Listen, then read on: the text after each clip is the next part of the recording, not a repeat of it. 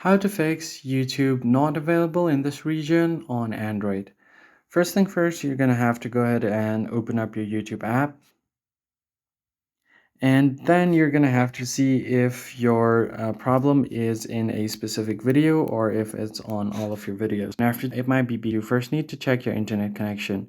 If you don't have a stable enough internet connection, then that might be causing the issue. So just make sure that you have a stable connection. After you've done that, you're going to have to tap on the settings menu, and then from here just scroll down until you find the app settings. So just tap on it, and once you get to app settings, you're just going to have to search for YouTube. And once you've searched for YouTube, just tap on it, then you'll land on this page. Scroll down until you find storage, tap on it, and once you get to storage, from here you can just tap on clear cache.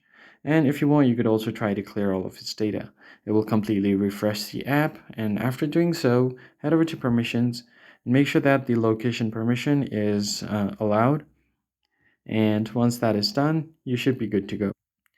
Now you can just open up the app and check if the problem still persists. Your problem should now be fixed. And that's pretty much it. I hope this was helpful. I'll catch you on the next one.